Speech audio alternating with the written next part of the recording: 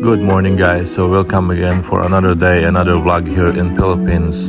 At the moment pumunta kami dito sa MCC Seafood dito sa Lantad, Silay City. It's away going to Balaring area, it's on the left side. So meron sila dito yung restaurant na parang may fish pond na pwede kang mag-fishing. So it's really fun for kids kasi gusto ng mga kids mag-fishing. So sabi namin punta kami dito kasi makakuha ka talaga ng fish.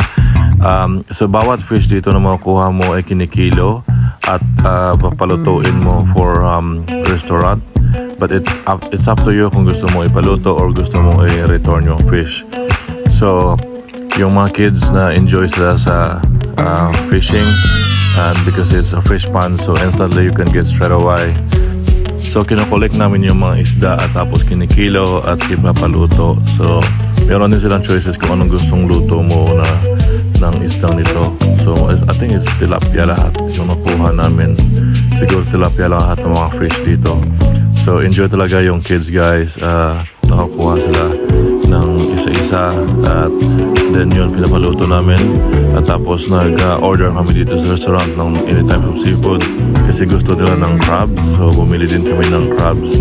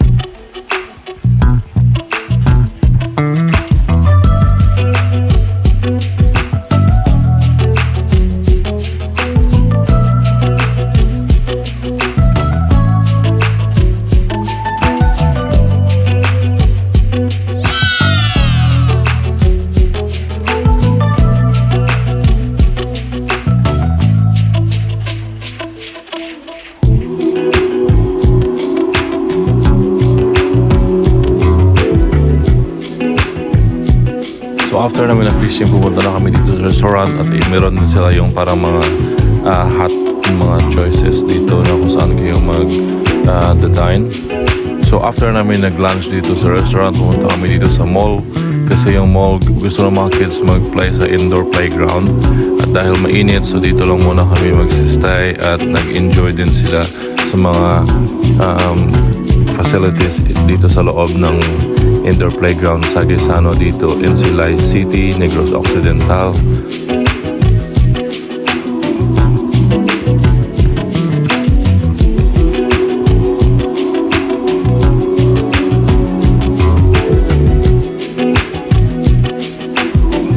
So after nun, umuwi na kami. So dito kami nakastay sa condominium dito sa Bacolod City. At kagandahan dito sa rooftop, meron silang swimming pool na facilities. At yun, going back to our room na dito sa loob ng elevator na ama super init. Grabe talaga kainit dito guys sa Pilipinas. Kumpara dati, grabe talaga every time. Siguro yung system lang namin nasanay dito sa Australia na may init din pero dry na wala kang pawis. Or may pawis lang pero hindi ganito. Super pawis talaga at very humid dito. So ito yung view pala ng rooftop sa taas ng swimming pool area. So yung view ng 360, makita mo ba talaga buong Bacolod City na malapit dito sa Lagoon Plaza. So umuwi na kami guys, doon yung room namin. So buti na lang aircon yung room namin. At yung kagandahan lang dito guys kasi yung view namin is makita mo talaga yung Plaza Lagoon dito sa Bacolod City. At yung mga fans namin dito so nakahintay na sa labas kasi umaabang na sa paglabas namin uli. At yun, ay hala, rally pala yun ng mga jeepney. Kasi yung mga daw, tatanggalin yung mga old jeepney dito sa Bacolod. Hindi pala fun, so pasensya guys.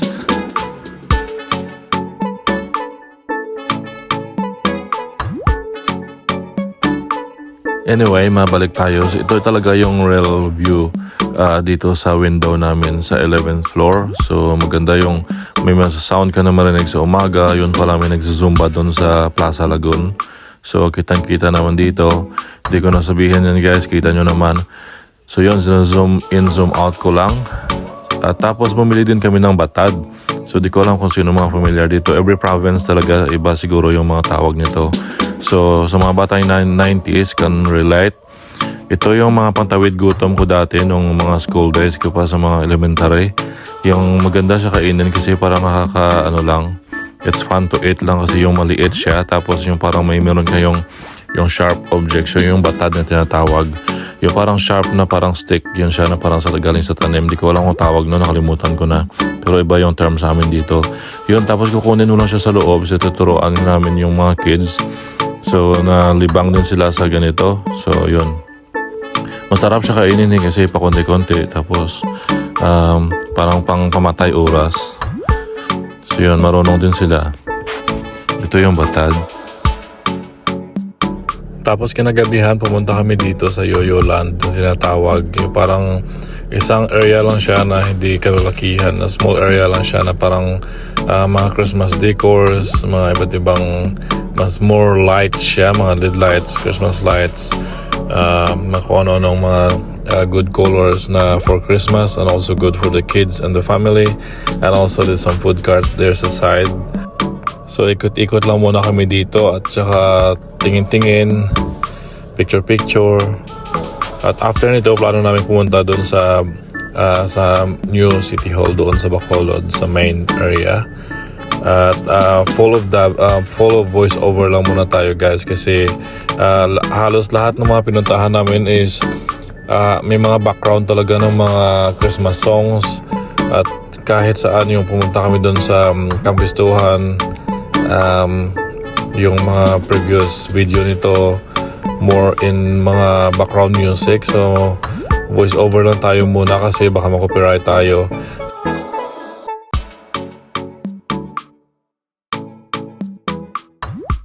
Yung mga kids na enjoy dito, so gusto niyang bumili ng yung fairy floss na tawag. So yung mga kids ayaw pa talaga umuwi kaya hanggang naabutan na kami dito ng snow. So after nito guys, punta kami dun sa Bacolod City Hall area. Kasi yung mga Christmas decor din sila, yung parang iconic na laging mga nagpipicture mga tao doon. So see you doon guys. So yun, andito na kami sa New Bacolod City Hall area. Yung parang may iconic talaga na may pangalan na Bacolod at mga tao dito. Picture sa yung sign na Bacolod. At voice over pa rin tayo guys kasi may mga yung parang mga sports car doon na parang mga sporty cars lang nag-open ng likod ng sakyan nila. At tapos yung malaking speakers at mga nagpapasound doon naman ng mga music. So baka ma-copyright naman tayo ulit. So voice over lang muna. So ito pala yon.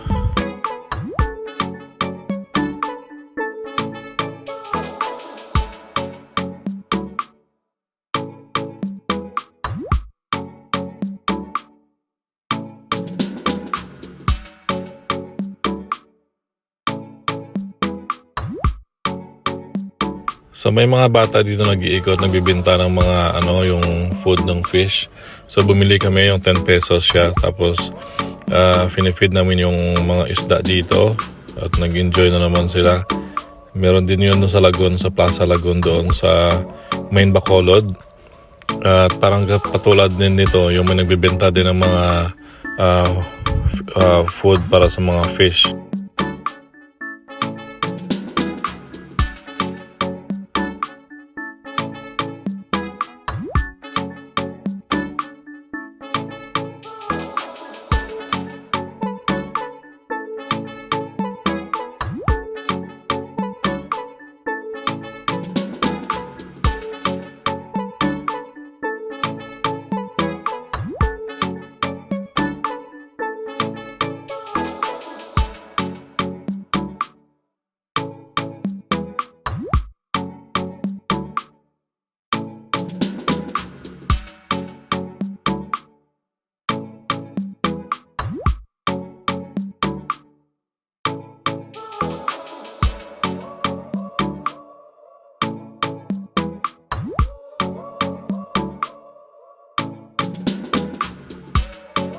So on the next day naman guys, pupunta naman kami dito sa Balaring sa Silay City, yung parang famous na seafood area dito sa Silay.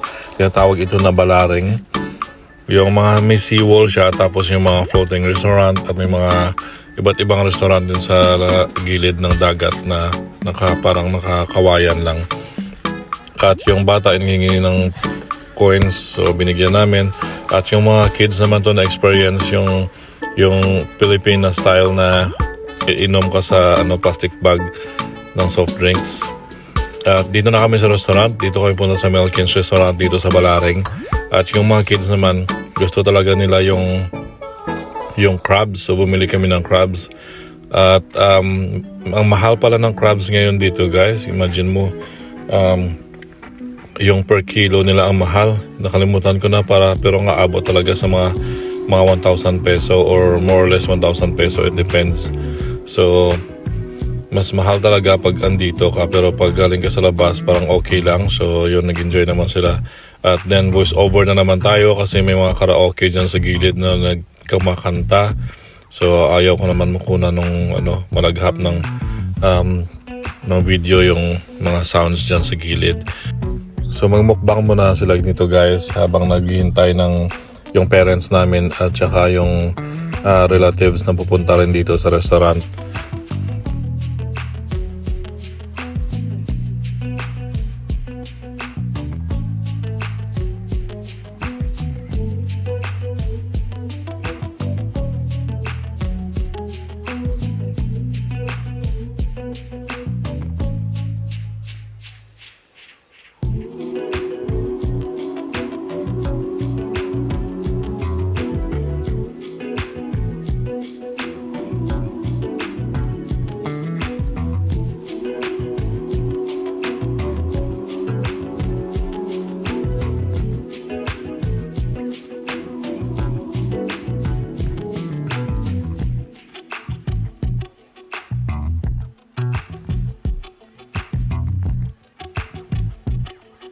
So bago kami bumalik ng Bacolod, pumunta kami dito sa Silay City, yung park talaga. Silay City Park, yung sa plaza. So ito yung playground nung maliit pa ako, dito kami naglalaro. So parang modern style na siya ngayon kumpara dati. At maraming mga kids naglaro. So pinapunta namin sila doon. At andito pa rin yung mga yung mga background ng mga kahoy. So the same pa rin siya. At pumunta din kami dito sa plaza nung nag-lights on yung Christmas lights during Christmas time.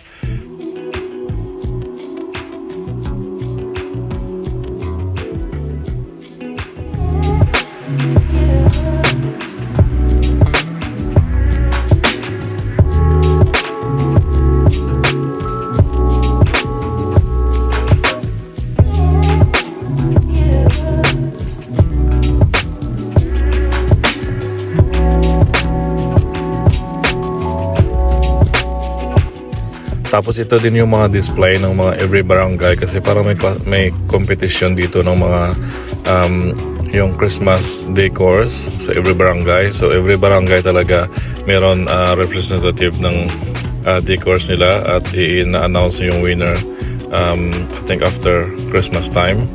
So ito yung covered court sa plaza.